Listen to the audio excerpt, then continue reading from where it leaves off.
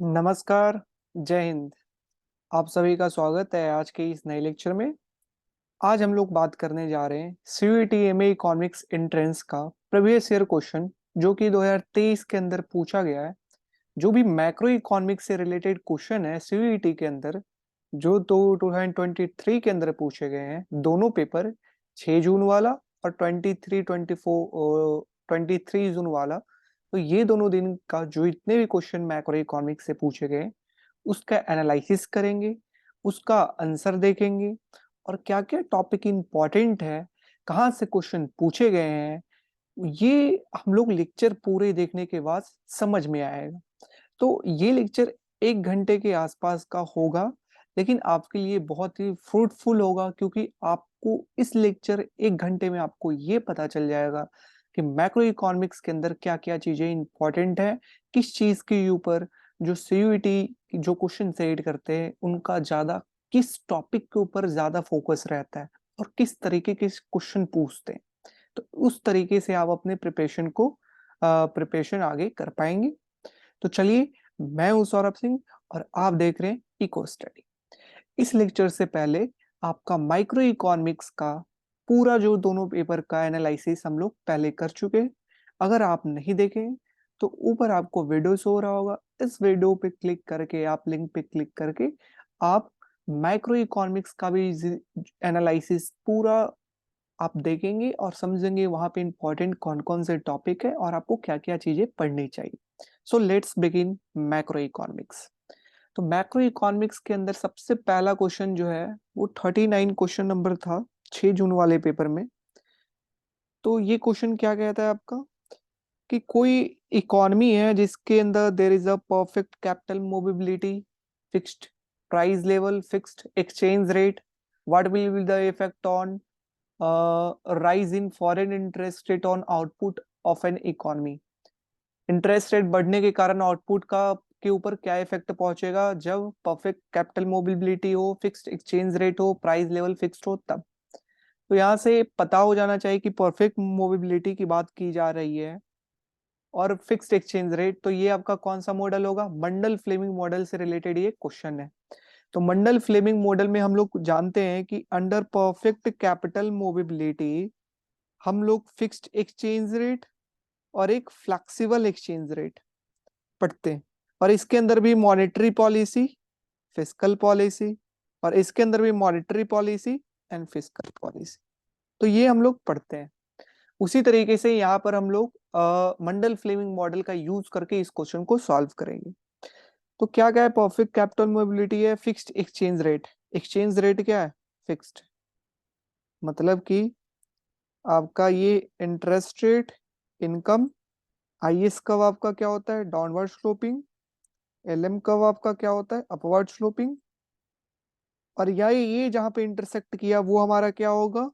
ये हमारा होगा, इस लेवल पे आपका बीपी कर्व होगा। ठीक है, बीपी कर्व। अगर आपको मंडल फ्रेमिंग मॉडल का पूरा लेक्चर अच्छे तरीके से समझना है तो फिर से आपको ऊपर विंडो शो हो रहा होगा या नीचे डिस्क्रिप्शन के अंदर भी लिंक होगा, तो वहां से आप इजिली मंडल फ्लेमिंग मॉडल 40 मिनट के अंदर समझ सकते हैं।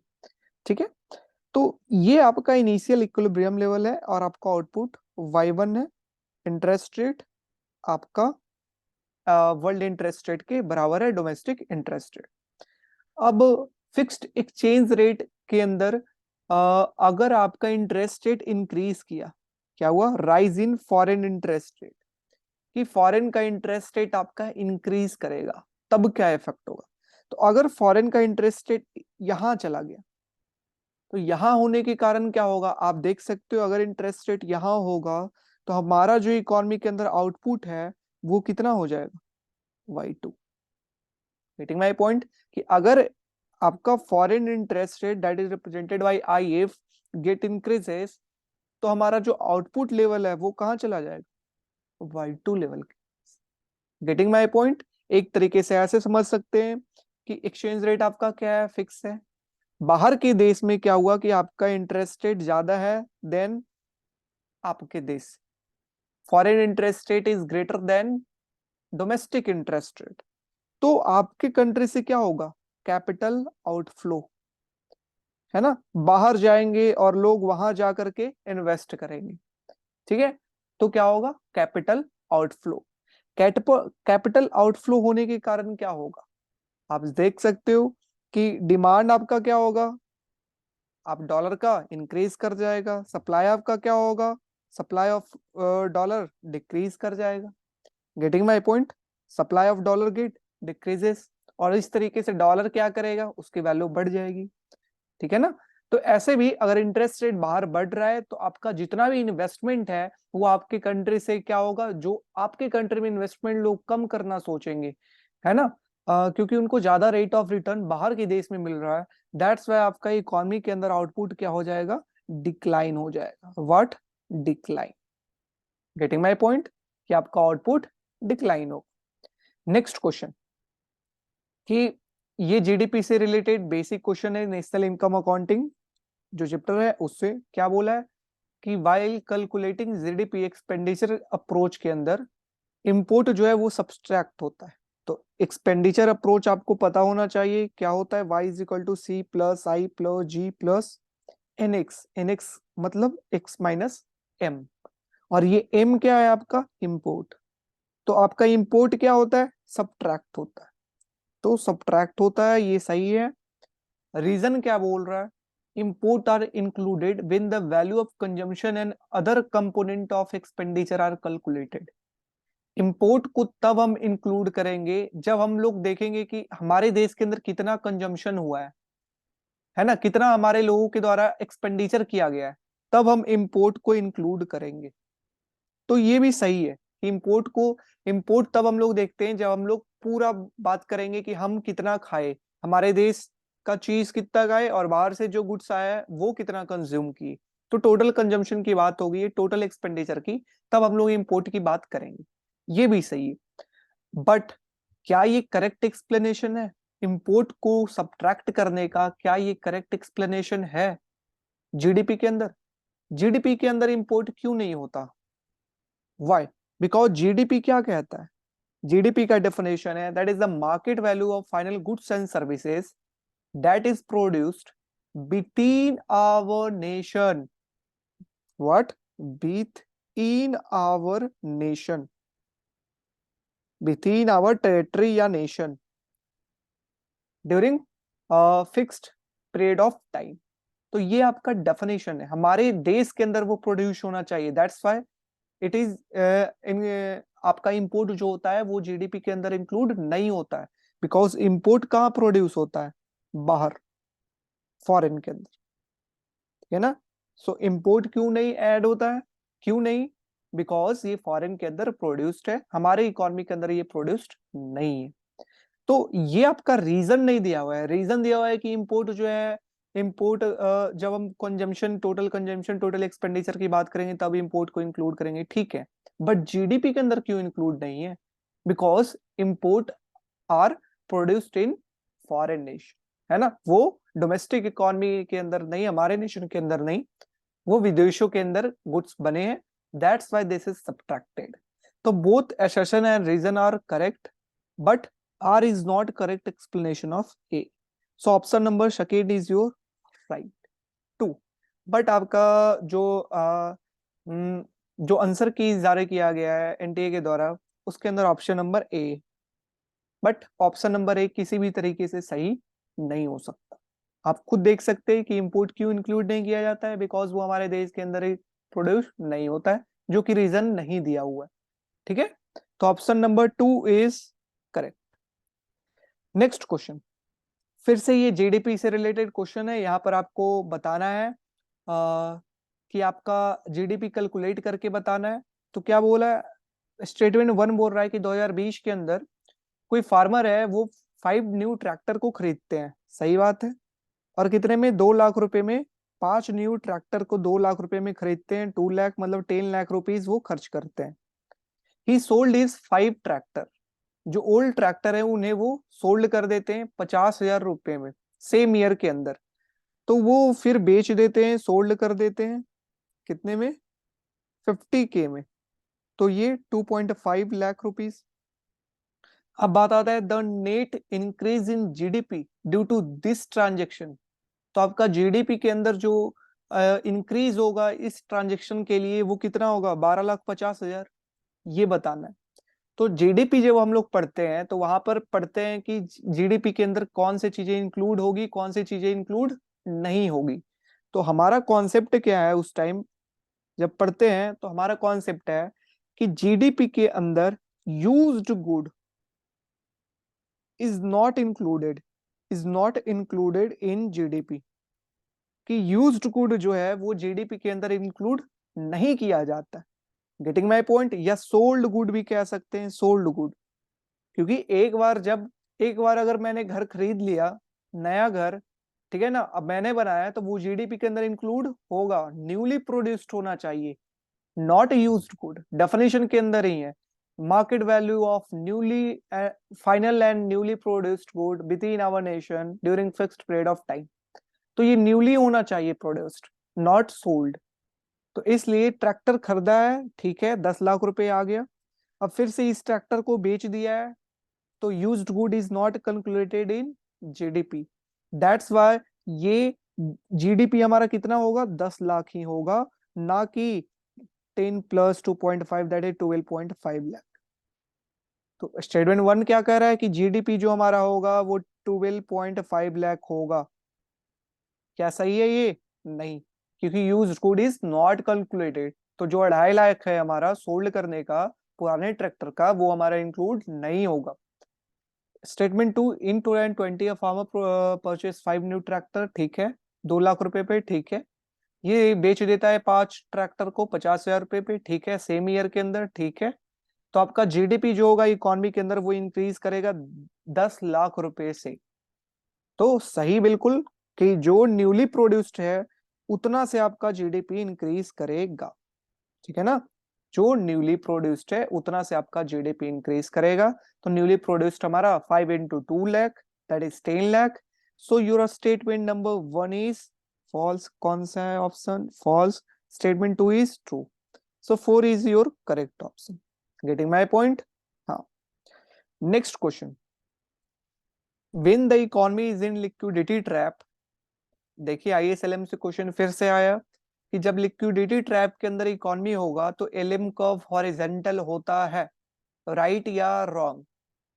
तो आपका लिक्विडिटी ट्रैप आप देख सकते होंगे, मैं ये आपका एलएम कर्व ड्रॉ करता।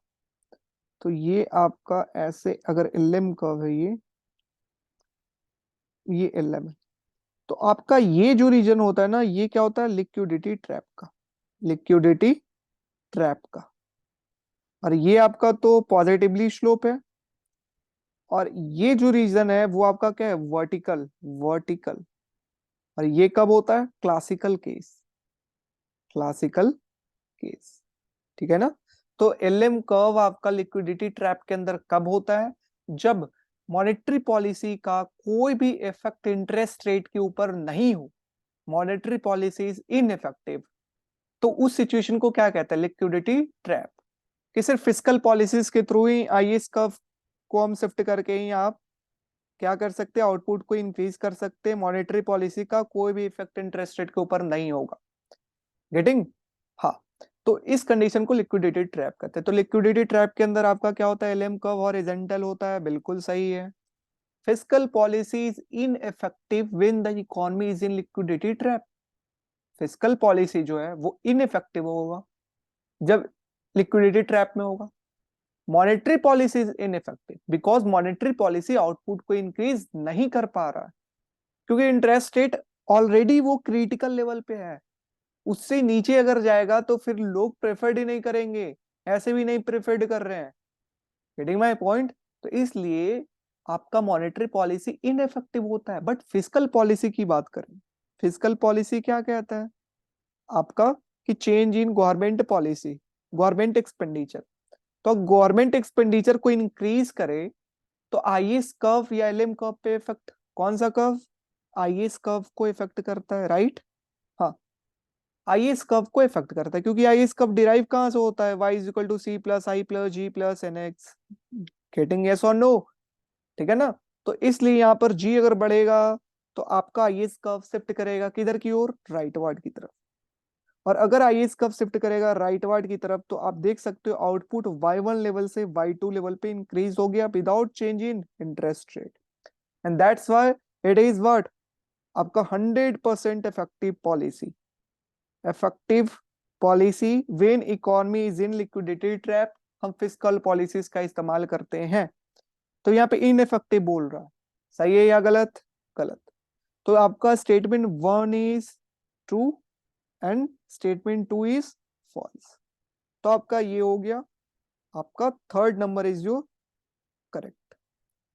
ठीक, नेक्स्ट वन आपका मैचिंग आ जाता है। तो चलिए पहला मैचिंग कि फिलिप्स कर्व क्या है, डेफिनेशन के साथ मैच करना है। तो फिलिप्स कर्व क्या है, there is a trade off between inflation and unemployment, है ना, that is given by A.W. Phillips. तो योर थर्ड ए का थ्री कहाँ, यहाँ है, यहाँ है। चलिए टू या फोर में से कोई एक ऑप्शन होगा। Next one is your vertical S curve. तो वर्टिकल एस कर्व आपका क्या बताता है? वर्टिकल एस कर्व आपका बताता है कि there is no trade off between inflation and unemployment, जो कि आपका दिया गया था किसके द्वारा, क्लासिकल के द्वारा, कि एस कर्व क्या होता है क्लासिकल के अंदर, वर्टिकल होता है, that's why there is a no trade off. तो your 4 number is your correct. ठीक है। See, golden rule of saving. Golden rule of saving कहा किसे कहते हैं, जहां पर आपका कंजम्पशन पर कैपिटा जो होता है वो मैक्सिमम होता है स्टेडी स्टेट के ऊपर। तो योर ऑप्शन नंबर 1, ठीक है, बी का 4, हाँ। तो ये आपका second is your right option. ठीक है, तो ये आपका सेकेंड इज योर राइट। तो ये डेफिनेशन की पार्ट थी, फिलिप्स कर्व किसे कहते हैं, वर्टिकल एज कर्व किसे कहते हैं। ठीक है ना, आपका गोल्डन रूल ऑफ सेविंग का डेफिनेशन क्या है। ठीक है, तो ये नेक्स्ट क्वेश्चन क्या बोला है कि आपका marginal propensity to consume save वो क्या है, स्मॉल है। तो मार्जिनल प्रोपेंसिटी टू सेव कहते किसको है, 1 - C को। गेटिंग माय पॉइंट, ये स्मॉल सी क्या है, 1 - मार्जिनल प्रोपेंसिटी टू कंज्यूम। तो कह रहा है कि ये आप ये क्या है, मार्जिनल प्रोपेंसिटी टू सेव जो है वो कम है। कम है तो हम जानते हैं यहाँ पे मल्टीप्लायर लिखा हुआ है, तो मल्टीप्लायर और एमपीसी का हम लोग जानते हैं क्या है रिलेशन, ये है। गेटिंग माय पॉइंट, हाँ। तो हम इसे ऐसे भी लिख सकते हैं, 1 - C को क्या कहते हैं, मार्जिनल प्रोपेंसिटी टू सेव। अब क्या कह रहा है क्वेश्चन कि मार्जिनल प्रोपेंसिटी टू सेव क्या है, कम, स्मॉल है। तो अगर मार्जिनल प्रोपेंसिटी डिनोमिनेटर अगर कम है तो आपका अल्फा जी दैट इज जो मल्टीप्लायर वो क्या होगा, ज्यादा। यस और नो? यस। तो मार्जिनल प्रोपेंसिटी कम होने के कारण, टू सेव कम होने के कारण आपका मल्टीप्लायर की जो वैल्यू होगी वो क्या होगी, ज्यादा। ठीक है ना। हाँ, सी क्या होता है, एमपीसी होता है, और 1 - C क्या होता है, marginal propensity to save. Getting ना। हाँ, ऐसे आप रिलेशन याद रखें कि आपका MPC plus MPS is equal to 1। ठीक है ना, तो MPS is equal to 1 - MPC, और एमपीसी को हम लोग स्मॉल सी से रिप्रेजेंट करते हैं। ठीक है, तो ये कि मल्टीप्लायर का वैल्यू लार्जर होगा, मतलब डी तो आपका होना है, डी यहाँ है और डी यहाँ है।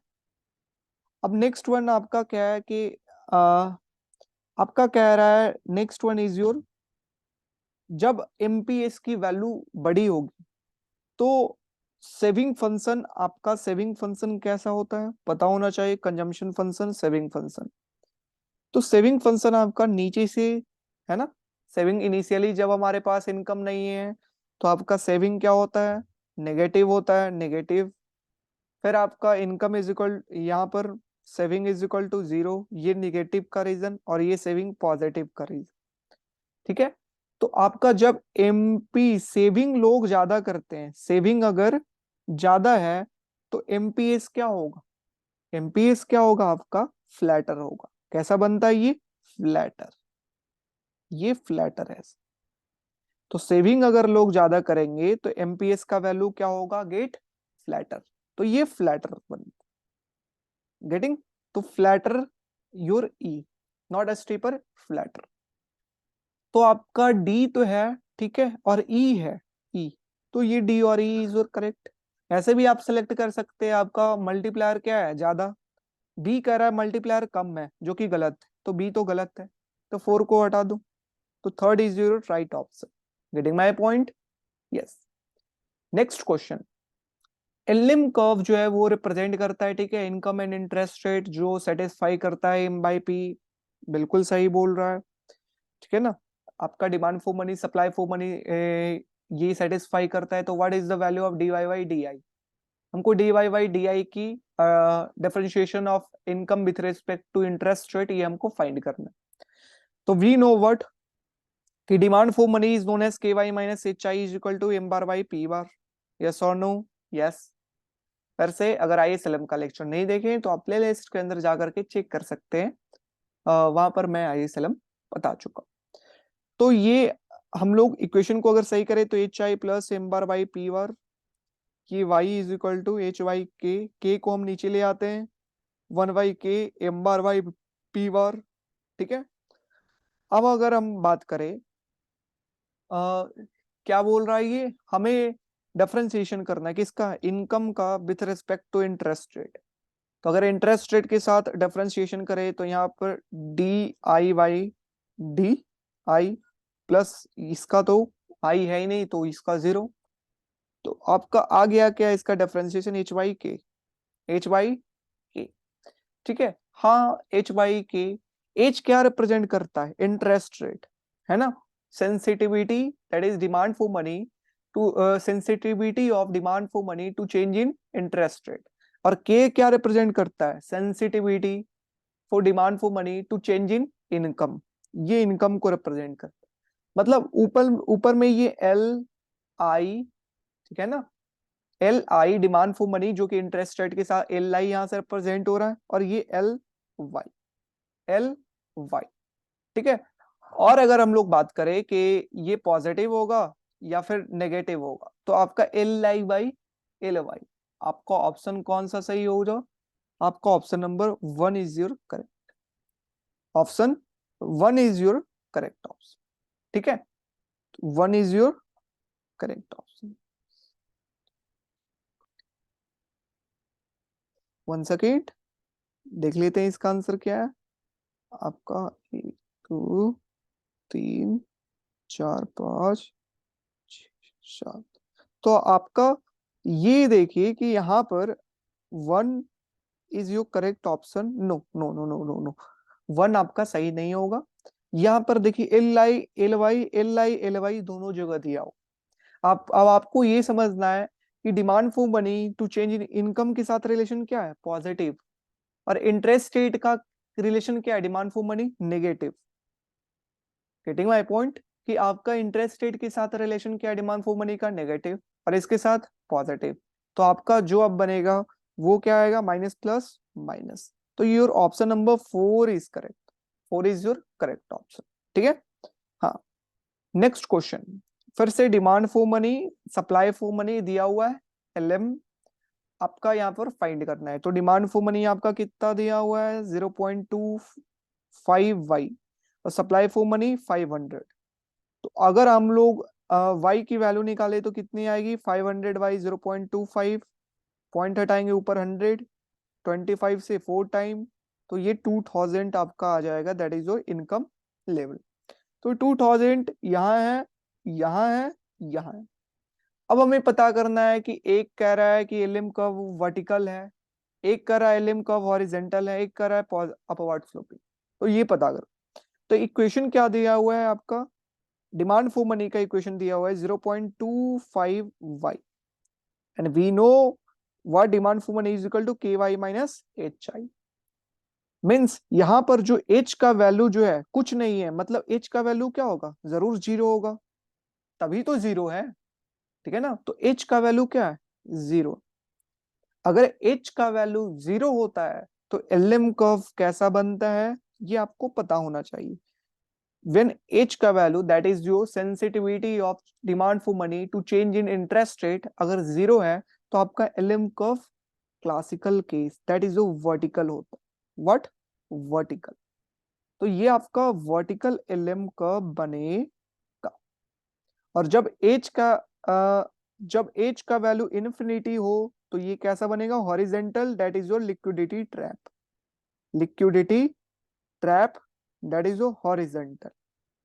तो this is very very very important, vertical LM, horizontal LM, liquidity trap, this is are the important topic. तो आपका LM कर्व क्या है, वर्टिकल है, और ये कितना है y का, 2000। तो आपका right option is your what, option number 1, ठीक है, option 1 is your right. Next question, Baumol-Tobin transactionary demand for money, according to Baumol-Tobin के द्वारा ट्रांजेक्शन डिमांड फॉर मनी में the optimum number of transaction क्या बताया गया, see word, optimum number of transaction Baumol-Tobin के द्वारा क्या दिया गया। तो Baumol-Tobin बताते क्या है, तो देखिए ये जो Baumol-Tobin है ना, वो पोस्ट किनीशियन अप्रोच, तो किनीशियन के द्वारा कहा गया जो आपका डिमांड फॉर मनी है वो डिपेंड करता है सिर्फ इनकम के ऊपर, सिर्फ इनकम के ऊपर डिमांड फॉर मनी डिपेंड करता है, पॉजिटिवली रिलेट करता है, ये आपका किनीशियन के द्वारा कह दिया गया। बट जो Baumol-Tobin है वो आकर के बोले नहीं, डिमांड फॉर मनी सिर्फ इनकम के ऊपर डिपेंड नहीं करता, वो इंटरेस्ट रेट के ऊपर डिपेंड करता है, इंटरेस्ट रेट के ऊपर भी डिपेंड करता है, वो कॉस्ट के ऊपर भी डिपेंड करता है ना, कि एक्सटर्नल कॉस्ट, अगर हम बैंक जा रहे हैं, बार बार विजिट कर रहे हैं बैंक, तो वो जो आपका भाड़ा लग रहा है, फेयर लग रहा है, वो कॉस्ट के ऊपर भी डिपेंड करता है कि लोग कितना पैसे की डिमांड करेंगे, that is given bye Baumol-Tobin transaction.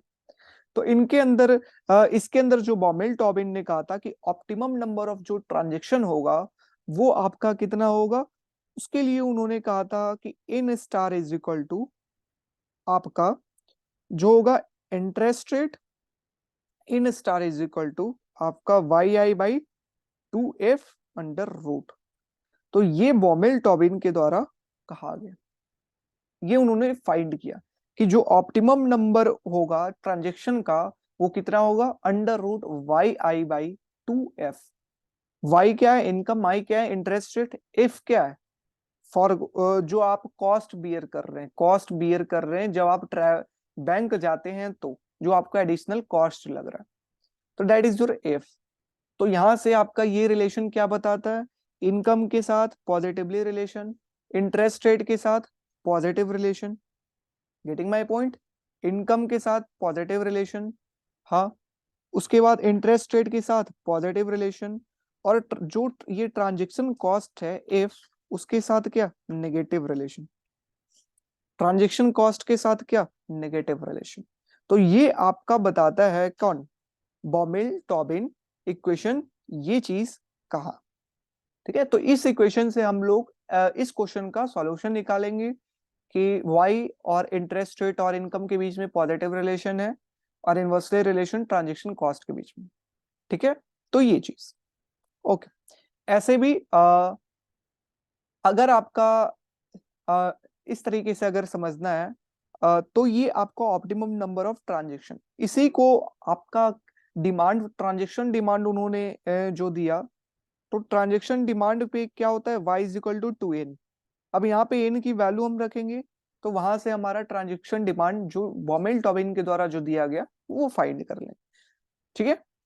Next is your currency to deposit ratio इतना है, और आपका दैट इज करेंसी सीसी से रिप्रेजेंट करते, currency to deposit ratio CD is your 0.2, reserve deposit ratio is your 0.1। Find money multiplier, हमें पता क्या करना है, मनी मल्टीप्लायर को पता करना। तो ये demand for money and supply for money के अंदर आपका आता है मनी मल्टीप्लायर का कॉन्सेप्ट। तो यही तो हमारा उसके अंदर क्या है कि मनी मल्टीप्लायर का आपका फार्मूला क्या होता है, that is 1/C, that is 1 plus currency to demand deposit ratio, फिर CD plus RR। So this is your formula for what, money multiplier. तो ये आपका फार्मूला है जहाँ पे CD रिप्रेजेंट क्या कर रहा है, करेंसी टू डिपॉजिट रेशियो, और RR रिप्रेजेंट क्या कर रहा है, रिजर्व टू डिपॉजिट रेशियो, ठीक है। तो इसका डेरिवेशन क्या है, ये क्या है, ये मैं अभी यहाँ पे नहीं बता सकता क्योंकि लेक्चर बहुत लेंदी हो जाएगा। ठीक है, ये आप जाकर के मनी मल्टीप्लायर मैंने बता रखा है, तो आप जाकर के मनी एंड बैंकिंग प्लेलिस्ट के अंदर जाकर के देख सकते हैं इसका डेरिवेशन। ठीक है, लेकिन आपको याद रखना इंपॉर्टेंट है डेरिवेशन। आप कोई कॉलेज के एग्जाम में बैठ तो नहीं रहे जो आपको डेरिवेशन वहां पे करना है, आपको फार्मूला याद रखना। तो यहाँ पर करेंसी टू डिपॉजिट रेशियो कितना दिया है 0.2, और यहाँ पर 0.2, और आरआर का रेशियो कितना दिया है 0.1। तो अगर आप इसे फाइंड करें तो 1.2 पाई कितना 0.3, तो पॉइंट को अगर हटा दे दोनों तरफ नीचे ऊपर तो 12/3, ये आपका कितना 4।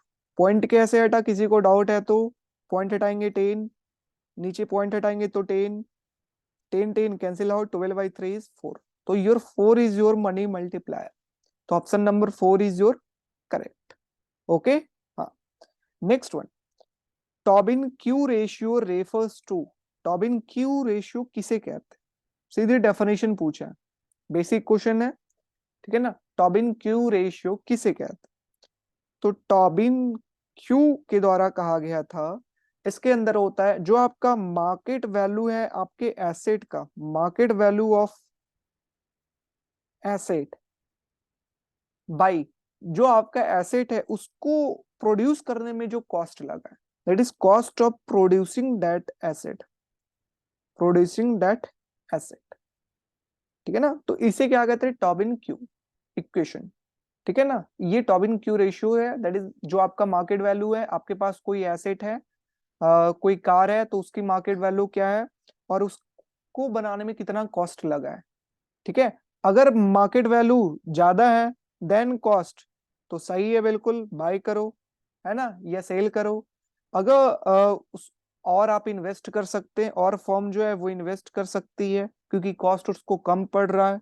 अगर कॉस्ट ज्यादा पड़ रहा है तो आपका क्या होगा, इसकी वैल्यू कम होगी। तो अगर रेशियो की वैल्यू कम है तो इन्वेस्ट नहीं करो। कब तक इन्वेस्ट करो, जहां पर मार्केट वैल्यू और कॉस्ट क्या हो, सेम हो, तब तक आप इन्वेस्ट करो। ठीक है ना, तो ब्रेकिंग पॉइंट का कहां पर है, जहां पर market value of asset is equal to cost of producing that asset.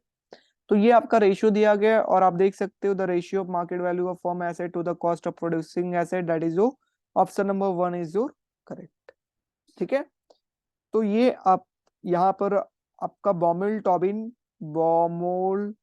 Tobin के द्वारा जो अभी ऑप्टिमम नंबर ऑफ ट्रांजेक्शन जो है मैंने बताया N star is equal to √YI/2F। तो ये आप यहां से देख सकते हैं, इसको पढ़ करके आप समझ सकते हैं। ठीक है, ये आपका टोटल कॉस्ट है, इंटरेस्ट फॉरगोइंग हुआ। ठीक है, वो एवरेज इतना लॉस किया इंटरेस्ट रेट, उसके अंदर मल्टीप्लीकेशन इतना पैसा, कॉस्ट कितना था, एन नंबर ऑफ टाइम वो बैंक गया, इफ उसका कॉस्ट है तो इफ एन। तो इस तरीके से हम लोग जा करके फिर ऑप्टिमम नंबर ऑफ ट्रिप्स हम डिराइव की। Getting my point? आपके लिए इंपॉर्टेंट क्या है ये आपको पता होना चाहिए कि बॉमेल टॉबिन क्या कहे थे। नेक्स्ट वन इज क्या कहा है कि fully sterilisation intervention by central bank at the time of capital inflow. मतलब अगर ये यूएसए है, ये इंडिया है, तो क्या हुआ कि यूएसए से इंडिया जो है वो कैपिटल का क्या हो रहा है, इनफ्लो हो रहा है। मतलब बाहर से लोग हमारे अंदर आ रहे हैं, क्या लेकर के आ रहे होंगे, डॉलर, डॉलर। और यहाँ पर क्या इनको रुपीस चाहिए होगा, किससे, आरबीआई से। इन्वेस्ट करना है इंडिया के अंदर तो रुपीस चाहिए होगा। सपोज ये टेस्ला आ रहा है, तो टेस्ला अगर कैपिटल इनफ्लो इंडिया के अंदर लेकर के आया तो वो आरबीआई के पास डॉलर लेकर के आएगा और वो आरबीआई से क्या डिमांड करेगा, रुपीस का। तो कह रहा है कि अगर फुली स्टेरिलाइजेशन है, फुल्ली स्टेरिलाइजेशन का मतलब क्या होता है, there is no change in money supply, money supply के अंदर कोई भी चेंज नहीं हुआ। तो जो आरबीआई है, जो ये इंपैक्ट हुआ है इसका कोई भी इफेक्ट नहीं आने दे रहा है मनी सप्लाई के ऊपर, है ना। वो डाइवर्सिफाई कर देता है इस डॉलर को, है ना, वो डाइवर्सिफाई करके डॉलर की वैल्यू, रुपीस की वैल्यू को अप्रिशिएट डिप्रिशिएट नहीं होना देता है, दैट इज फुल स्टेरिलाइजेशन। ठीक है, हाँ। तो आप बोल रहा है कि inflow leads to which of the flowing change in the central bank balance sheet. Central bank के बैलेंस शीट में कौन से चेंज होगा, क्या चेंज होगा। तो आपका डॉलर यहाँ आ रहा है और आप क्या टेस्ला को रुपीस दे रहे हैं। तो ये जो डॉलर एक्स्ट्रा आपके देश के अंदर ज्यादा जो आ रहा है, इस चीज को आपको क्या करना है, मनी सप्लाई में कोई चेंज नहीं करना है। ये नहीं कि रुपीस हम मार्केट के अंदर दे दिए, डॉलर इक्वल हो गया, इकोनॉमी हमारा इक्विलिब्रियम में हो गया, ये केस नहीं, मनी सप्लाई के ऊपर नो इफेक्ट। तो आप ये जो एक्स्ट्रा डॉलर जो आ रहा है, जो आपके रुपीस को अप्रिशिएट कर रहा है, तो ये डॉलर को आप क्या करेंगे, अलग जगह इन्वेस्ट करेंगे। तो ये डॉलर कहां से आ रहा है, यूएसए से। अब आरबीआई क्या करेगी, यूएसए के अंदर इन्वेस्ट करेगी जाकर के। Getting my point. वहां जो फेड है, वहां का सेंट्रल बैंक उसके अंदर जाकर के इन्वेस्ट करेगी, उसके अंदर जाकर के डॉलर रिजर्व के अंदर डाल देगी। ये या कोई कंपनी या कोई बैंक को लोन देगी यूएसए के अंदर, क्योंकि इसके पास एक्स्ट्रा डॉलर है। ठीक है, तो अगर ये इसको देगी, अगर लोन दे दी यूएसए के अंदर, तो ये किसके अंदर पार्ट आएगा, that is net foreign asset. क्या आएगा, नेट फॉरेन एसेट के अंदर, बैलेंस शीट के अंदर आएगा। तो नेट फॉरेन एसेट आपका क्या हो जाएगा, इंक्रीज हो जाएगा। तो नेट फॉरेन एसेट राइज होगा। लेकिन अगर डोमेस्टिक की बात करें, तो आप क्या हुआ, जो डोमेस्टिक आपका है, आपने डोमेस्टिक को रिप्लेस किससे किया है, फॉरेन से। कि आपका जो डोमेस्टिक एसेट है वो कौन लेकर के जा रहा है, टेस्ला। अब ये किसके हाथ में, कौन खरीद रहा है, टेस्ला। और इससे, इसको बेच करके जो पैसा हमें मिला है, इसको करेंसी दे करके जो हमें डॉलर मिला है, उससे हम लोग उसके देश में जाकर के खरीद रहे हैं। तो हमारा फॉरेन एसेट तो इंक्रीज कर रहा है, लेकिन जो डोमेस्टिक एसेट है, जो हमारा लैंड था, है ना, जो हमारा कंट्रोल था, वो हम लूज कर रहे हैं। That's your domestic asset decline. Getting my point. तो this is the effect of capital inflow जब फुली स्टेरिलाइजेशन होगा। तो इस तरीके से आरबीआई एक्स्ट्रा डॉलर को पुट कर देगी बाहर। Net foreign asset increase, but domestic increase ऐसे नहीं होगा, उसके लिए कुछ तो लूज करना पड़ेगा, क्या, domestic asset. Getting my point. So your option number 1 is your correct one. ठीक है, अगर आपको ये एक्सप्लेनेशन सही लगा हो तो नीचे जरूर कमेंट करें या लाइक इस वीडियो को जरूर करें। ठीक है, next, which of the following statement are correct. कौन सा स्टेटमेंट जो है वो करेक्ट। ये हाइपोथेसिस से क्वेश्चन है। हाइपोथेसिस फिर से हमेशा इंपॉर्टेंट होगा, इसी तरीके से क्वेश्चन आए। 4 तरीके के हाइपोथेसिस होते हैं। एब्सोल्यूट इनकम हाइपोथेसिस, जो कि दिया गया है किसके द्वारा, किनेसियंस के द्वारा। ठीक है, जॉन मेटार्ड किनेसियंस के द्वारा। फिर आपके पास आता है रिलेटिव इनकम हाइपोथेसिस, जो दिया गया है ड्यूसेन बेरी के द्वारा। फिर आपका आता है परमानेंट इनकम हाइपोथेसिस, दिया गया है मिल्टन फ्रीडमैन के द्वारा, मैन के द्वारा। और आपका लास्ट आता है लाइफ साइकिल हाइपोथेसिस, जो कि आपका दिया गया है मोडिगिनी के द्वारा। ठीक है, तो ये 4 हाइपोथेसिस, तो यही पूछा गया है किसके द्वारा दिया गया। तो एब्सोल्यूट किसके द्वारा, किनेसियन के द्वारा। यहाँ पे क्या कह रहा है, मिल्टन फ्रीडमैन, गलत। रिलेटिव किसके द्वारा, ड्यूशनबेरी के द्वारा। यहाँ पर क्या कह रहा है, ड्यूशनबेरी, सही। परमानेंट फ्रीडमैन के द्वारा, यहाँ पे परमानेंट जॉन मेटार्ड किनेसियंस, गलत। लाइफ साइकिल किसके द्वारा, मोडी गिलियानी के द्वारा, दैट इज योर करेक्ट। तो your option number A and C is correct. So A is your right option one. Okay, हाँ। नेक्स्ट क्वेश्चन, नेक्स्ट क्वेश्चन आपका क्या है, that is the maximum value. तो ये आपका पेपर 2 यहां से स्टार्ट हो जाता है। रिमेंबर, पेपर 2 यहां से स्टार्ट हो गया, जो कि 25 जून को पेपर हुआ। तो सेकेंड क्वेश्चन है आपका है कि the maximum value of monetary policy multiplier. Monetary policy multiplier का मैक्सिमम वैल्यू क्या है। ये फिर से आपका monetary and fiscal policies, IS-LM नहीं, monetary and fiscal policies, fiscal policy से आपका क्वेश्चन। ठीक है, तो आपका मॉनेटरी पॉलिसी, वहां पर मल्टीप्लायर आपको पता होना चाहिए कि क्या होता है। ठीक है, ये आपका मॉनेटरी पॉलिसी मल्टीप्लायर होता है। ठीक है, एमएमबी, एमएमएम। अब कह रहा है कि मैक्सिमम वैल्यू जो है वो मॉनेटरी पॉलिसी मल्टीप्लायर का कितना होता है। तो देखिए, आपका जो मॉनेटरी पॉलिसी, जो इनकम चेंज करेगा मॉनेटरी पॉलिसी होने के कारण, वो कितना चेंज करता है, 1/k चेंज इन आपका real money supply.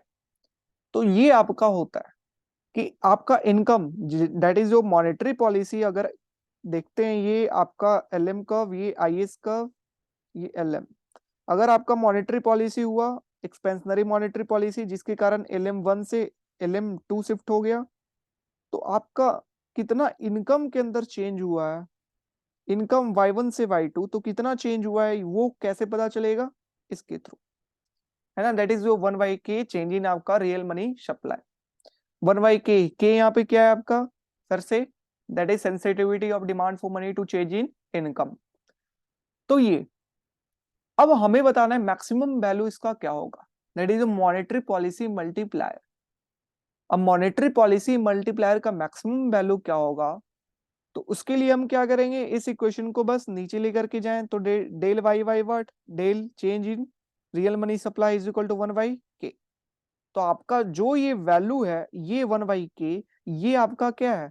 That is your maximum value, that is your maximum value of what, monetary policy multiplier. तो 1/k, that is your option number third is correct one. ठीक है। ऐसे भी multiplier किसे कहते हैं? Income का change with respect to something. तो यहां पर मॉनेटरी पॉलिसी मतलब इनकम का change with respect to change in money supply, और वो कितना है? 1/k। तो दिस इज योर वैल्यू। आप देख सकते हो यहाँ पर, ये this is your monetary policy, और मैक्सिमम वैल्यू आपका कहां पर होगा? आपका ये होगा, ठीक है ना, ये maximum value. Next one is your question on sterilisation. Sterilisation, वहां पर भी एक क्वेश्चन था स्टेरिलाइजेशन से, याद है ना? हाँ, यहाँ पर भी एक क्वेश्चन है स्टेरिलाइजेशन। तो दोनों पेपर में एक क्वेश्चन है स्टेरिलाइजेशन से पूछे गए। क्या बोला गया? Sterilization implies nullifying the impact of foreign exchange transaction on domestic money supply. क्या बताया था? स्टेरिलाइजेशन जो है वो मनी सप्लाई के ऊपर कोई भी इफेक्ट नहीं आने देता है, उसका यही काम है। तो आपका न्यूलिफाइंग मतलब जो इफेक्ट है डोमेस्टिक मनी सप्लाई के ऊपर, वो फॉरेन ट्रांजेक्शन का वो न्यूलिफाई करता है स्टेरिलाइजेशन प्रोसेस। बिल्कुल सही है। In sterilization intervention in the foreign exchange market by the central bank, the purchase of foreign asset should be matched by the sale of domestic asset. ठीक है। स्टेरिलाइजेशन प्रोसेस में क्या है, फॉरेन एक्सचेंज मार्केट में जो purchase foreign asset का हमने जो परचेस किया है वो मैच होना चाहिए, जो हमारे पास एसेट आया है foreign asset, net foreign asset, वो मैच होना चाहिए किससे? जो हमारा सेल किए हैं डोमेस्टिक एसेट। बिल्कुल सही है ना। जो बाहर में हम लोन जाकर के दिए थे, वो मैच करना चाहिए जो हमारे देश के अंदर डोमेस्टिक का सेल की। बिल्कुल सही है, ठीक है ना, तभी वो स्टेरिलाइज्ड होगा। In the open economy with the fixed exchange rate and perfect capital mobility. Open economy है, फिक्स्ड एक्सचेंज रेट है, परफेक्ट कैपिटल मोबिलिटी, मतलब ये मंडल फ्लेमिंग मॉडल है, perfect capital mobility. The central bank pursue independent monetary policy. तो fixed exchange rate के अंदर अगर आपको पता होगा कि फिक्स्ड एक्सचेंज रेट के अंदर आपका monetary policy and fiscal policy. तो मॉनेटरी पॉलिसी की अगर बात करें फिक्स्ड एक्सचेंज रेट के अंदर, तो ये आपका आईएस, एलएम, और ये आपका बीपी कर्व, ये आपका बीपी कर्व। अब देखिए क्या होता है कि मॉनेटरी पॉलिसीज के अंदर क्या होगा, एलएम कर्व आपका शिफ्ट किधर की ओर करेगा? Expansionary monetary policy right word shift किया। इंटरेस्ट रेट क्या हुआ आपका डोमेस्टिक का? वर्ल्ड इंटरेस्ट रेट से डोमेस्टिक का जो इंटरेस्ट रेट है आपका IF से क्या हो गया? डिक्रीज कर गया। कैपिटल का क्या होगा? आउटफ्लो। कैपिटल का क्या होगा? आउटफ्लो। और आउटफ्लो के हो आउटफ्लो होने के कारण क्या है? डॉलर क्या करेगा? Demand for dollar increases, then supply of dollar, dollar appreciate, dollar appreciate. और इसके लिए आपको क्या करना होगा? अगर ये एप्रिसिएशन को हटाना है तो रुपीज जो है डॉलर को क्या करेगा? आरबीआई सेल करेगा, डॉलर को सेल करेगा, और रुपीज को बाई करेगा मार्केट्स। तो जो रुपीज इसने एक्सपेंशनरी मॉनेटरी पॉलिसीज के द्वारा दिया है, ये वापस आप लेना शुरू करेगा और ये वापस वही लेवल पे चला जाए। That's why monetary policy is ineffective in fixed exchange rate, ineffective, ठीक है ना, इनएफिशिएंट। तो आपका ये मंडल फ्लेमिंग मॉडल के अंदर है, और यहाँ पर क्या कर रहा है कि वो परस्यू कर सकता है इंडिपेंडेंट मॉनेटरी पॉलिसी। है ना, इंडिपेंडेंट मॉनेटरी पॉलिसी का यूज कर सकता है, सही है? नहीं। स्टेरिलाइजेशन इंटरवेंशन भी perfect asset substitutionability under flex fixed exchange rate allow the exchange rate to depreciate.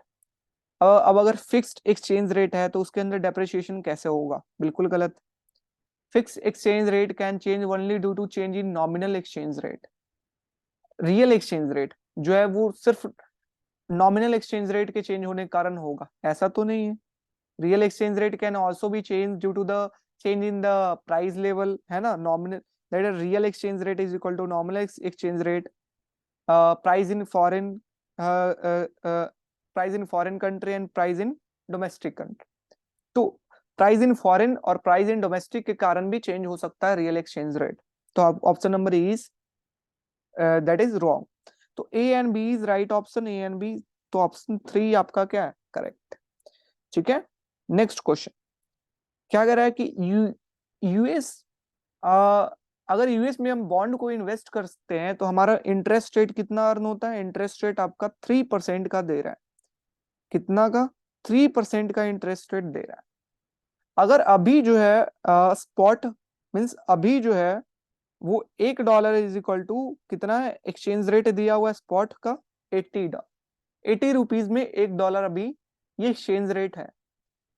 अगर 3 मंथ फॉरवर्ड मार्केट की बात करते हैं, अगर 3 मंथ के बाद अगर किसी को खरीदना है $1 इज इक्वल टू, तो वो मार्केट में आपका ₹81 है। तो ये स्पॉट के अंदर एक्सचेंज रेट है। और फॉरवर्ड के अंदर कितना दिया है? फॉरवर्ड के अंदर आपका ₹81 दिया हुआ है।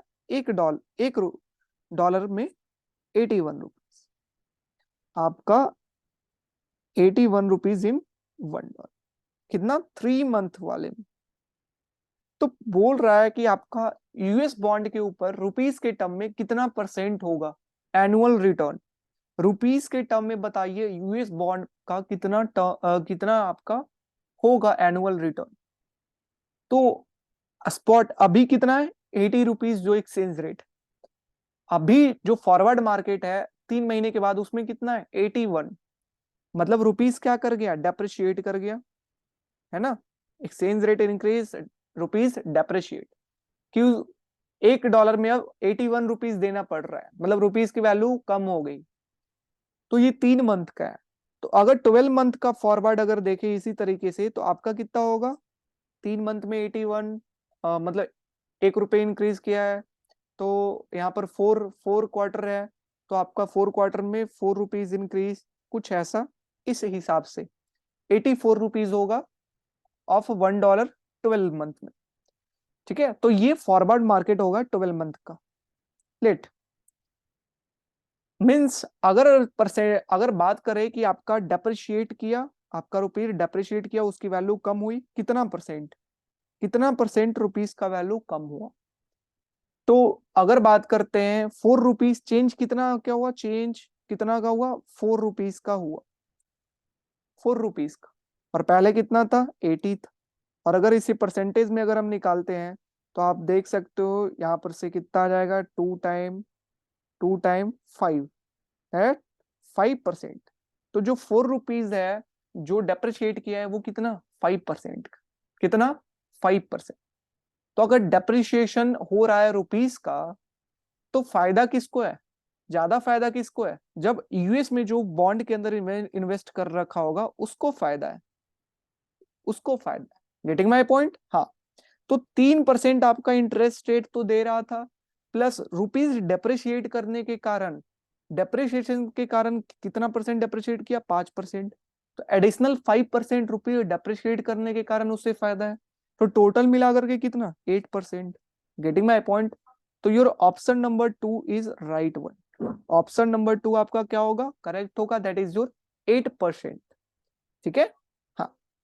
नेक्स्ट क्वेश्चन आपका वहां पर LM कर्व का इस तरीके से क्वेश्चन पूछा था, यहाँ पर IS कर्व का पूछा है कि IS कर्व के लॉन्ग DYY आपको फाइंड करना। DYY तो अगर हम DYY अगर हम निकालेंगे तो we know what Y is equal to, हमें क्या क्या पता है? Y is equal to A plus हम क्या जानते हैं इक्वेशन आई एस कर्व का, y is equal to alpha G A minus B I, ये तो जानते हैं बिल्कुल जी।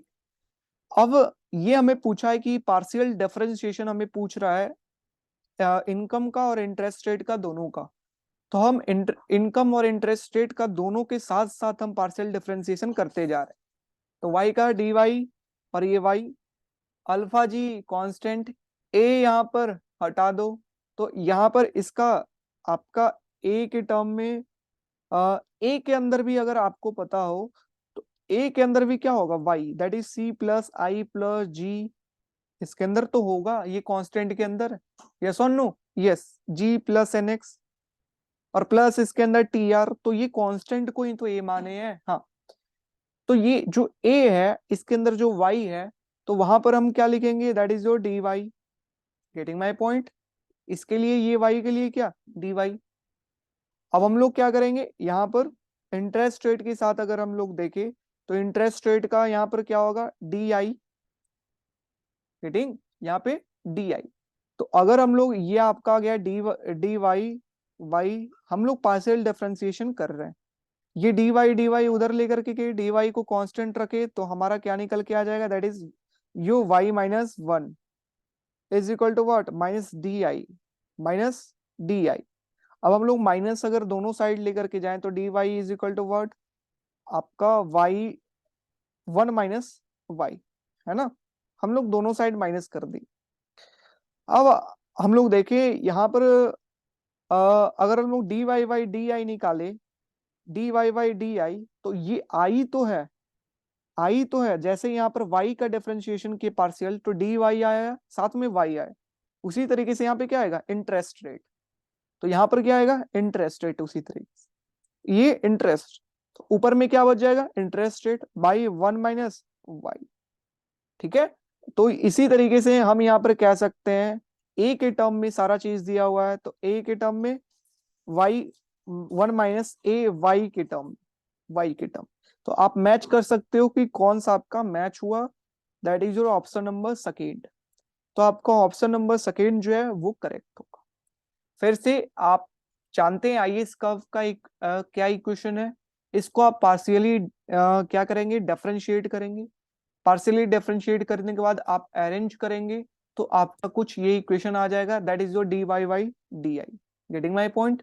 हाँ, your next question, next question क्या कह रहा है, which of the following renowned economist was a member of royal commission on currency and finance ऑफ 1913। तो royal commission in currency and finance, इसलिए ये कमीशन ज्यादा मशहूर है क्योंकि इस कमीशन का के अंदर जो पार्टिसिपेट कर रहे थे इकोनॉमिस्ट, एक इकोनॉमिस्ट थे जिनके जो आपका दैट इज योर जॉन मिटार्ड किनीसियंस, है ना, जिन्होंने क्लासिकल इकोनॉमिस्ट को छोड़ करके जो आपका किनीसियन इकोनॉमिस्ट है उसका जो फॉर्मुलेशन किए, तो वो जो एक आपका इकोनॉमिस्ट थे वो इसके अंदर पार्टिसिपेट कर रहे थे, that's why this commission is important one. तो जॉन मिटार्ड किनीसियन जो है वो इसका एक मेंबर थे। ठीक है, हाँ, next one is your matching. Matching के अंदर क्या कहा गया है कि क्वांटिटी थ्योरी ऑफ मनी किसके द्वारा दिया गया है, पता होना चाहिए, इरविंग फिशर के द्वारा दिया गया है, quantity theory of money. Next one is liquidity, और आपका अभी देखे थे liquidity influence as a behaviour of risk, तो ये रिस्क वाला किसके द्वारा दिया गया है, दैट इज टॉबिन के द्वारा, है ना, टॉबिन के द्वारा दिया गया। ए का टू, तो ये आपको पता होना चाहिए कि कौन सा थ्योरी किसके द्वारा दिया गया है ना, ये सारा चीज से एक से दो क्वेश्चन मैचिंग के अंदर बनेगा।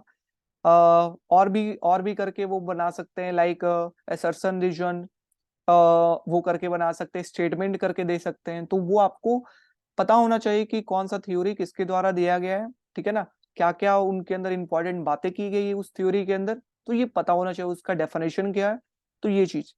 तो ए का टू, डी का आपका क्या है फर्स्ट, तो डी का फर्स्ट, तो option number second is your correct one, option number B is your correct. ठीक है, तो बी आपका करेक्ट। तो बी करेक्ट है। तो लॉ ऑफ वन ये आपका ये होना चाहिए कैसल के द्वारा। सी का 4 सही है। बी का आपका होना चाहिए डॉर्नबुश के द्वारा। नेक्स्ट क्वेश्चन क्या कह रहा है कि अगर नॉमिनल एक्सचेंज रेट जो है वो डेप्रिशिएट किया 10%, ई रिप्रेजेंट कर रहा है नॉमिनल एक्सचेंज रेट को कितना 10%। अगर फॉरेन के अंदर जो इन्फ्लेशन है वो कितना है 5% का, 5%। अगर आपका डोमेस्टिक का जो इन्फ्लेशन है वो कितना का है 20% का। तो बताइए एक्सप्रोमेट change in real money supply, real exchange rate. तो रियल एक्सचेंज रेट का वैल्यू आपको बताइए। तो रियल एक्सचेंज रेट के ऊपर एक क्वेश्चन पहले भी पूछ चुका है, एक क्वेश्चन यहाँ भी। तो real exchange rate is equal to क्या, small E nominal exchange rate price of foreign currency by price of domestic currency. 10%, ये 5, ये 20, ये 4, 10/4, और ये अगर करेंगे तो आपका 2.5, 2.5, ठीक है ना। अब 2.5 ये तो आ गया, बट आपका करेंसी डेप्रिशिएट करेगा या अप्रिशिएट करेगा ये देखना है। अब देखिए इन्फ्लेशन फॉरेन का कितना है 5% का, हमारे देश में कितना है डोमेस्टिक में 20% का। मतलब हमारे देश में महंगाई क्या है ज्यादा। महंगाई अगर ज्यादा है तो धीरे धीरे हमारी करेंसी की जो वैल्यू है वो क्या हो रही होगी कम। करेंसी की वैल्यू क्या हो रही है कम। कि अभी $1 इज इक्वल टू 80 रुपीज है, फिर वो 85 रुपीज हो गई, है ना।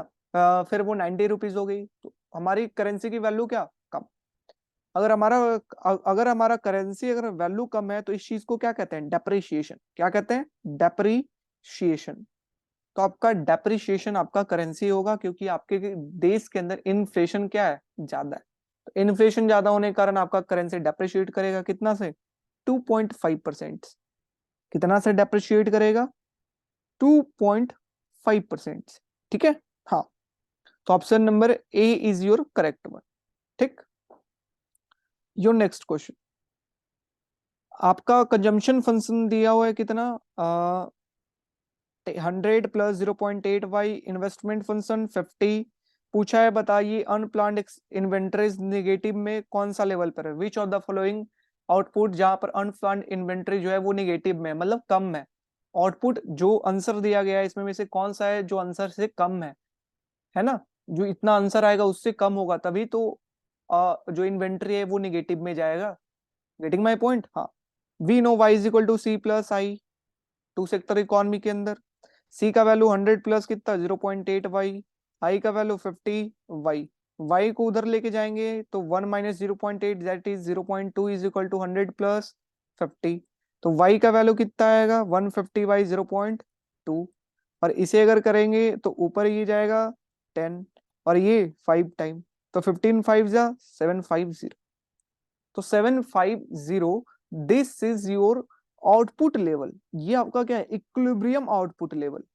लेकिन क्वेश्चन ये नहीं पूछा है। अब अगर आप सेकेंड ऑप्शन मार करके आ जाएं तो वो गलत होगा, क्योंकि क्वेश्चन आपसे पूछ रहा है कि कौन सा लेवल ऑफ आउटपुट है जहां पर अनप्लॉयड इन्वेंटरीज निगेटिव के अंदर है। नेगेटिव के अंदर मतलब जो आउटपुट आपका इक्विलिब्रियम में है उससे कम आउटपुट है। कौन सा है अनप्लॉयड। तो 740 की इक्विलिब्रियम चाहिए 750, लेकिन आपका है कितना अनप्लान्ड इन्वेंटरी कितना है 740, दैट इज योर नेगेटिव। तो ये 4 option is your correct one, fourth. ठीक है। Next question, what is the maximum value of fiscal policy multiplier.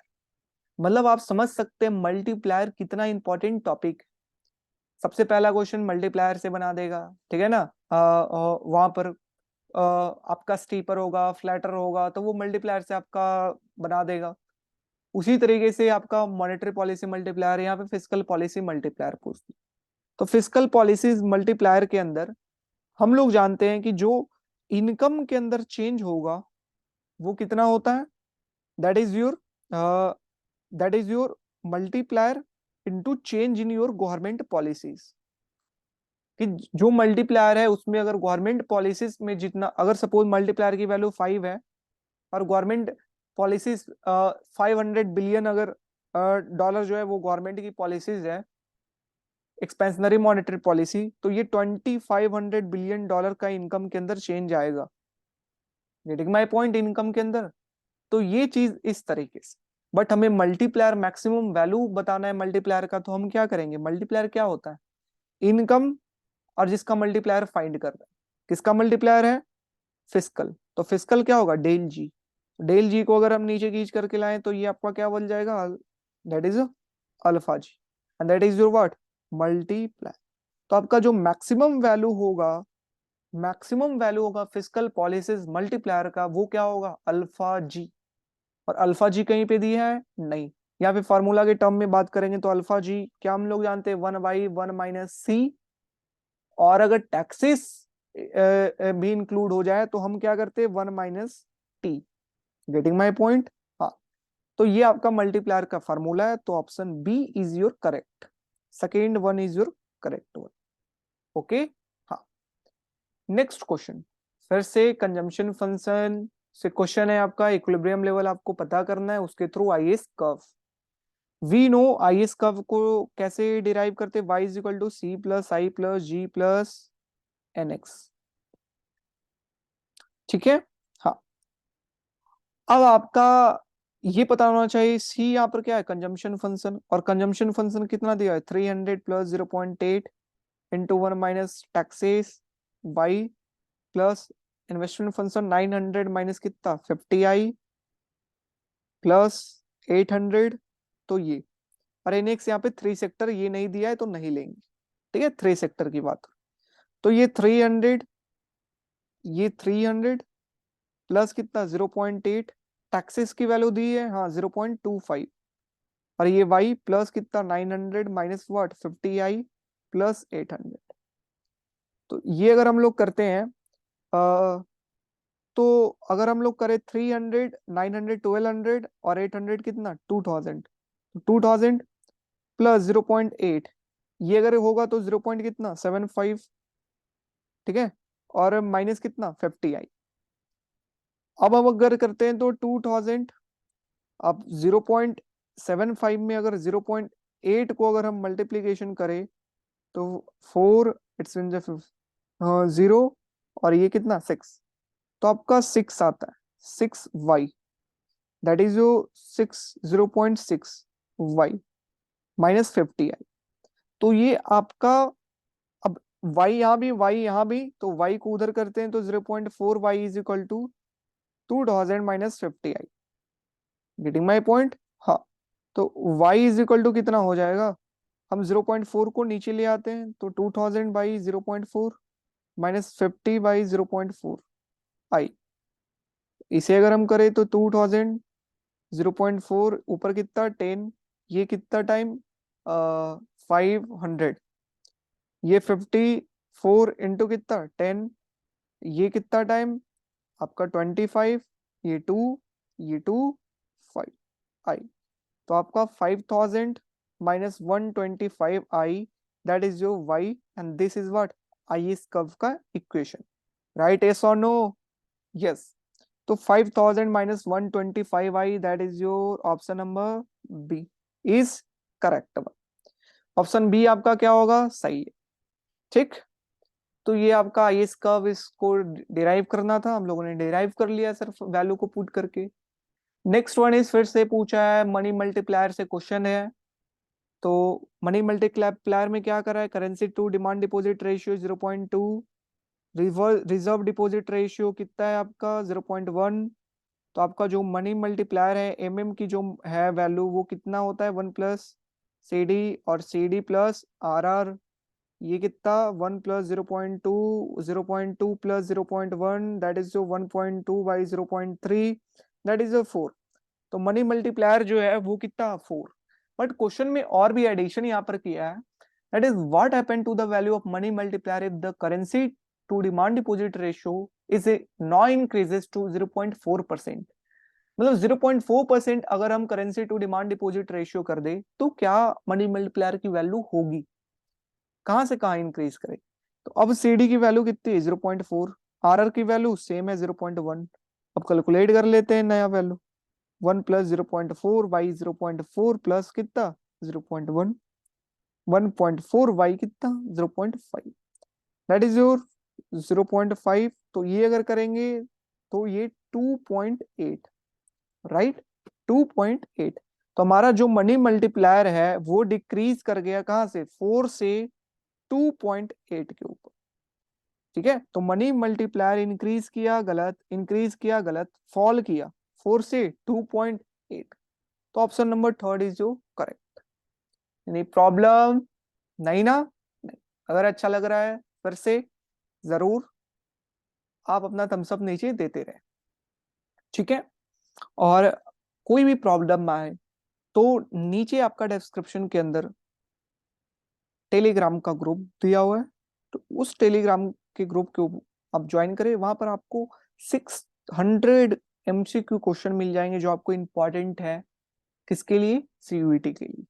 ठीक है, साथ ही साथ आप इस नंबर पे कोई भी डाउट आया तो इस नंबर पे आप व्हाट्सएप करके आप पूछ सकते। नेक्स्ट क्वेश्चन, आपका न्यू क्लासिकल थ्योरी किसके द्वारा दिया गया, न्यू क्लासिकल थ्योरी। ठीक है, आगे देखते हैं। क्वांटिटी थ्योरी, क्यू थ्योरी किसके द्वारा दिया गया, अभी देखे थे क्यू थ्योरी टॉबिन के द्वारा दिया गया, बिल्कुल सही। मार्जिनल एफिशिएंसी ऑफ कैपिटल किसके द्वारा, कीनीसियंस के द्वारा दिया गया। ठीक है, मल्टीप्लायर एसिलेटर मॉडल, मल्टीप्लायर तो कीनीसियंस के द्वारा दिया गया, बट एसिलेटर जो है वो सैमुअल्सन ने ऐड किया आकर के, तो सैमुअल्सन के द्वारा। अब मैच कर लीजिए आप, बाकी ये न्यू क्लासिकल जॉर्जसन के द्वारा दिया गया। तो आपका ए का सेकेंड, ई का सेकेंड, बी का 4, 4, सी का 1, सी का 1, डी का 3। तो your option number A is correct, 1 is your correct option. ठीक है, नेक्स्ट क्वेश्चन बोला है कि ये fixed exchange rate, perfect capital, capital mobility, perfect capital, perfect capital, perfect capital, मतलब ये क्वेश्चन किससे है, फिर से मंडल फ्लेमिंग मॉडल से। मंडल फ्लेमिंग मॉडल मतलब मंडल फ्लेमिंग मॉडल से पेपर नंबर 1 के अंदर भी क्वेश्चन आया, पेपर नंबर 2 के अंदर भी क्वेश्चन आया, और दोनों में एक क्वेश्चन आया। That's why Mundell Fleming model is important one. Getting, यहां से क्वेश्चन एक पूछते ही है हर एक एंट्रेंस के अंदर।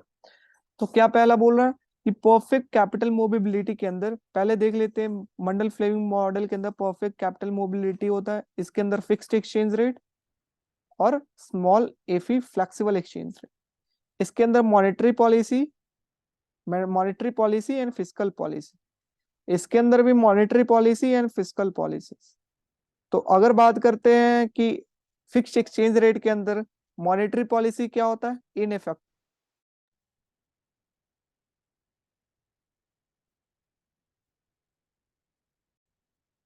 सॉरी नेटवर्क इशू के कारण हल्का सा लैग हुआ था। तो मॉनेटरी पॉलिसी आपका फिक्स एक्सचेंज रेट के अंदर क्या होता है, इनफेक्टिव। फिस्कल पॉलिसी क्या होता है, इफेक्टिव, है ना। वहां पर आप फुल डिस्क्रिप्शन जा करके देख सकते हैं मंडल फ्लेमिंग मॉडल में, यहाँ पर नहीं बता सकते हैं, है ना। मॉनेटरी पॉलिसी फ्लेक्सिबल में क्या होता है, monetary policy effective and fiscal policy is ineffective, ineffective. अब चलिए ये इस क्वेश्चन को देखते हैं और बताते हैं। फिक्स्ड एक्सचेंज रेट के अंदर परफेक्ट कैपिटल मोबिलिटी है, तो वहां पे मॉनेटरी पॉलिसी जो है वो परस्यू नहीं कर सकते। तो फिक्स्ड एक्सचेंज रेट के अंदर मॉनेटरी पॉलिसी इनफेक्टिव होता है, परस्यू नहीं कर सकते, बिल्कुल सही। फ्लेक्सिबल एक्सचेंज रेट के अंदर परफेक्ट कैपिटल मोबिलिटी है, country can not pursue fiscal policies, fiscal policies pursue नहीं कर सकते हैं फ्लेक्सिबल एक्सचेंज रेट के अंदर, क्या सही है, इनफेक्टिव है, बिल्कुल सही है। Under fixed exchange rate fiscal expansion is extremely effective, ठीक है ना। फ्लेक्सिबल एक्सचेंज रेट के अंदर कंट्री कैन नॉट परस्यू। उसके बाद नेक्स्ट क्वेश्चन आता है कि under fixed exchange rate and perfect capital mobility fiscal policies effective, fully effective, extremely effective. यहां पर नाम देखना, एक्सट्रीमली इफेक्टिव, एक्सट्रीमली इफेक्टिव क्या होगा, तो इफेक्टिव तो है बट एक्सट्रीमली इफेक्टिव है या नहीं है, इस चीज को हम नहीं बता सकते हैं, ठीक है ना, इस चीज को हम नहीं बता सकते। नेक्स्ट वन क्या बात कर रहा है, नेक्स्ट वन कर रहा है under under flexible exchange rate and perfect capital mobility a country can pursue independent monetary policy. Flexible exchange rate के अंदर क्या है, मॉनेटरी पॉलिसी इंडिपेंडेंट कर सकते हैं, बिल्कुल सही है। Both flexible and fixed exchange rate no constant on which policy, गलत है, ठीक है ना। तो एक्सट्रीमली इफेक्टिव है, इफेक्टिव तो है बट एक्सट्रीमली, ये इसको गलत बना। तो A, B and D is your right option. A, B and D कोई है? ए, बी, डी है या नहीं है? नहीं, सी दिया हुआ है यहाँ पर, ठीक है ना। तो ए, बी, डी। बट अगर बी का फिर से देखते हैं कि फ्लेक्सिबल एक्सचेंज रेट के अंदर आपका जो a country can not pursue independent fiscal policies जो है वो परस्यू नहीं कर सकता है। बिल्कुल सही है। तो आपका A, B and D is your right one.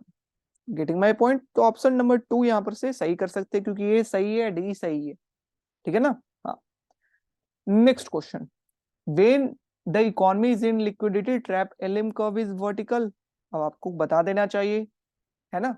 आपका पेपर नंबर 1 भी के अंदर भी लिक्विडिटी ट्रैप से आया, यहां भी आया। तो नहीं, एलएम कर्व क्या होता है?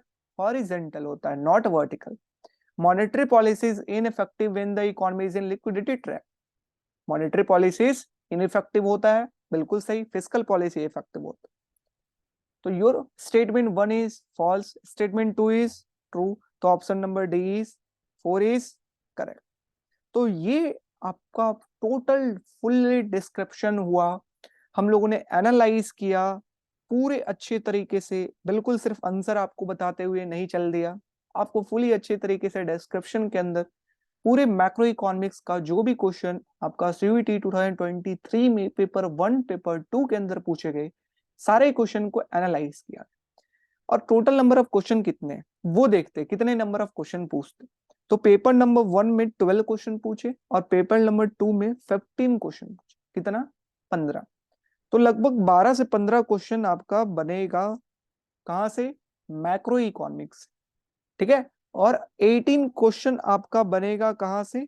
18 क्वेश्चन आपका बनेगा माइक्रो से। माइक्रो और ये मैक्रो मींस दोनों को मिला के 30 क्वेश्चन आपका आते हैं। जो दोनों पेपर के अंदर ट्रेंड था वो मैं बता रहा हूं। 30 क्वेश्चन दोनों पेपर को मिलाकर। अब एनालिसिस करने के बाद आपको इंपॉर्टेंट टॉपिक आप खुद यहां से पता कर लेंगे।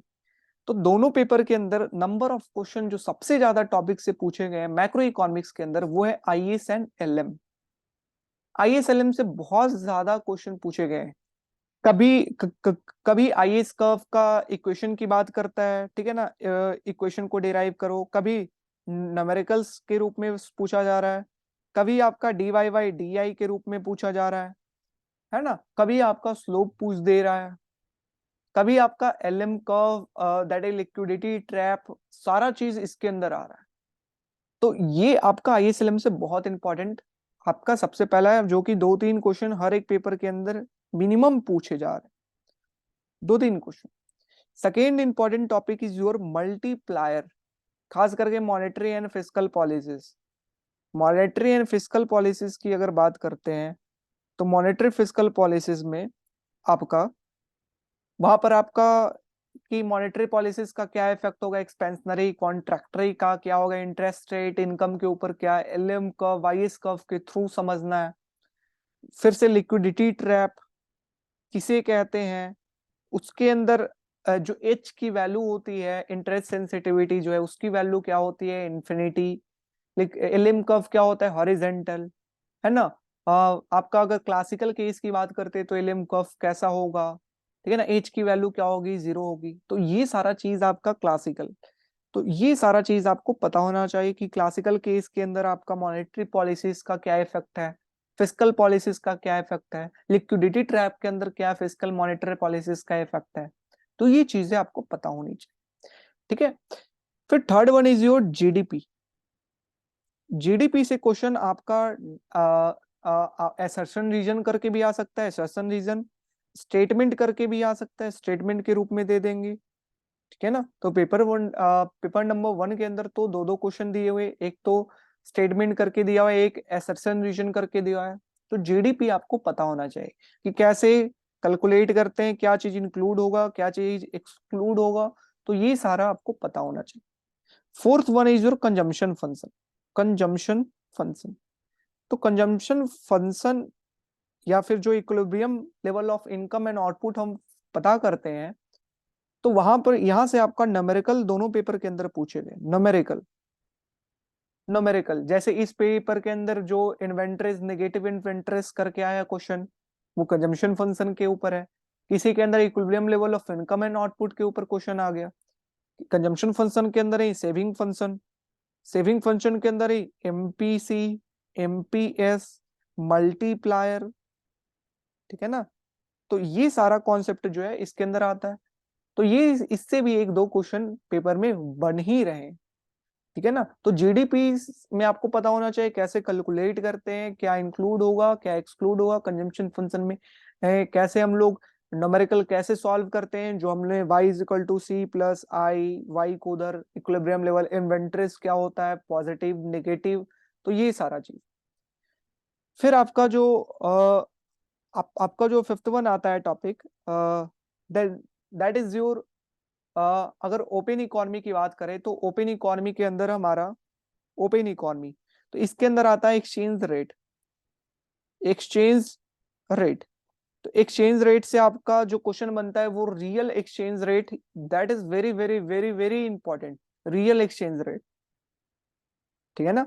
तो रियल एक्सचेंज रेट आपको पता होना चाहिए कि real exchange rate, nominal exchange rate क्या होता है, कैसे हम रियल एक्सचेंज रेट को फाइंड करेंगे, क्या रिलेशन है, क्या फार्मूला है, कैसे यूज करेंगे, तो ये सारा चीज आपको पता होना चाहिए, ठीक है ना। तो एक्सचेंज रेट से और भी लाइक सिंपल क्वेश्चन एक बॉन्डिल्ड बॉन्ड वाला बनाता है ना, कि रेट ऑफ रिटर्न बताइए, एनुअल रेट ऑफ रिटर्न कितना होगा, अगर 3% है, डेप्रिसिएशन इतना हो रहा है, तो बताइए ये कितना होगा। एक डेप्रिसिएशन का भी क्वेश्चन बना था, ठीक है ना। तो एक्सचेंज रेट से एक क्वेश्चन पूछ ही देते हैं, ठीक है।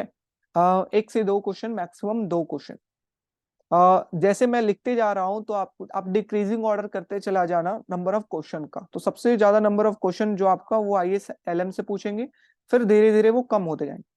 ओपन इकोनॉमी के अंदर अगर आपका मंडल फ्लेमिंग मॉडल, मंडल फ्लेमिंग मॉडल, इससे एक क्वेश्चन बनेगा ही बनेगा। कोई भी एग्जाम आप देख लीजिए, चाहे वो IIT जैम का हो, चाहे वो CVT का हो, चाहे वो गोखले का हो, चाहे वो IGIDR का हो, ठीक है, चाहे आपका इंडियन स्टैटिकल इंस्टीट्यूशन ISI का हो, MSc का हो, ठीक है ना, IIFT का हो, चाहे SAU का हो, किसी का भी आप दे लीजिए एग्जाम, SAU, IIFT, MSc, ठीक है, गोखले, गोखले, IGIDR, CUET, इतना एग्जाम जो होता है वो आपका MA इकोनॉमिक्स एंट्रेंस के लिए होता है। तो ये सारे जो होते हैं वो अच्छे होते हैं। तो सारे में मंडल फ्लेमिंग मॉडल से क्वेश्चन आपका बनेगा ही बनेगा, ठीक है ना। तो Mundell Fleming model is important topic, जिससे एक क्वेश्चन आएगा ही आएगा। मल्टीप्लायर इंपॉर्टेंट, चाहे फिस्कल हो, मॉनेटरी हो, कोई भी मल्टीप्लायर हो, इंपॉर्टेंट। कंजम्पशन फंक्शन न्यूमेरिकल बनेगा ही बनेगा हर एक पेपर के अंदर। ISLM से क्वेश्चन एक से दो बिल्कुल बनेगा, ठीक है। फिर आपका आता है हाइपोथेसिस। हाइपोथेसिस, तो आपका हाइपोथेसिस पता होना चाहिए कि कौन सा हाइपोथेसिस किसके द्वारा दिया गया, इतना ही मालूम हो तो बहुत है। और उसके अंदर क्या दिया गया है उतना ज्यादा इसके अंदर जरूरत नहीं है, बस आपको पता होना चाहिए नाम कौन सा हाइपोथेसिस किसके द्वारा दिया गया, और थोड़ा पता होना चाहिए कि क्या उसके बारे में बात किया गया, कि लाइफ साइकिल हाइपोथेसिस क्या कहा है, ठीक है ना, एब्सोल्यूट इनकम हाइपोथेसिस क्या कहा है। तो ये सारा चीज आपको पता होना चाहिए और किसके द्वारा दिया गया, ठीक है ना। फिर आपका आता है इकोनॉमिस्ट। आपको इकोनॉमिस्ट का नाम पता होना चाहिए कि कौन सा इकोनॉमिस्ट कौन सा बुक दिए या कौन सा थ्योरी दिए। Like quantity theory of money किसके द्वारा दिया गया है, मार्जिनल एफिशिएंसी ऑफ कैपिटल किसके द्वारा दिया गया है, टॉबिन क्यू थ्योरी किसके द्वारा दिया गया है, ठीक है ना, मल्टीप्लायर एसिलेटर किसके द्वारा दिया गया है, ठीक है ना, ISLM किसके द्वारा दिया गया है। तो ये इकोनॉमिस्ट और उनके द्वारा जो बुक दिया गया हुआ है या फिर जो थ्योरी दिया गया है, जो उनका कंट्रीब्यूशन है, उसका आप एक या दो पेज का अलग वो सेपरेट नोट्स बना ले। Getting my point. तो इस तरीके से आपको बहुत यूज आएगा, एक से दो क्वेश्चन आपका इकोनॉमिक्स से सॉल्व हो जाएगा। खास करके मैचिंग के अंदर, मैचिंग के अंदर आपको ये क्वेश्चन पूछेंगे, हाइपोथेसिस वाले क्वेश्चन पूछेंगे। तो ये बात, तो इस तरीके से हम पेपर का एनालिसिस लगभग कर लिए। स्टेरिलाइजेशन से क्वेश्चन बना इस बार दोनों पेपर के अंदर। स्टेरिलाइजेशन क्या होता है, उसका इम्पैक्ट क्या है, पता होना चाहिए। हिस्टेरेसिस किसे कहते हैं, क्या इम्पैक्ट है पता होना चाहिए, हिस्टेरेसिस किसे कहते हैं, तो ये जो कुछ टर्म है वो पता होना चाहिए। बाकी लगभग मैंने सारा इंपॉर्टेंट आपको बता ही दिया कि क्या इंपॉर्टेंट है, ठीक है, सारा इंपॉर्टेंट मैंने कवर कर दिया। तो इस तरीके से आपका ये इंपॉर्टेंट जो भी है वो टॉपिक है मैक्रो इकोनॉमिक्स का, और ये टॉपिक से आपका 15 में से 10 क्वेश्चन तो आप मान लीजिए। 10 क्वेश्चन कहाँ से, आईएसएलएम से कितने क्वेश्चन, 2 क्वेश्चन मिनिमम, 2 से 3 question, monetary policy liquidity trap मिला करके 2 क्वेश्चन, आपका जीडीपी से 1 क्वेश्चन बनना ही बनना है, कंजम्पशन फंक्शन से 1 क्वेश्चन, न्यूमेरिकल का 1 क्वेश्चन, कुछ भी करके बन सकता है, टेबल करके बन सकता है, कुछ भी 2 question, exchange rate open economy एक मंडल फ्लेमिंग मॉडल से एक एक्सचेंज रेट से 2 क्वेश्चन, हाइपोथेसिस से 1 क्वेश्चन बन सकता है, बनता ही है मैक्सिमम टाइम, इकोनॉमिक्स 10 बुक से 2 क्वेश्चन। तो आप देख सकते हो काउंट करें तो 2 3 5 हो गया, 6 2 8 10 12 13, मतलब 12 13 क्वेश्चन तो 15 में से हम लोगों ने देख लिया कि ये बनेगा ही बनेगा।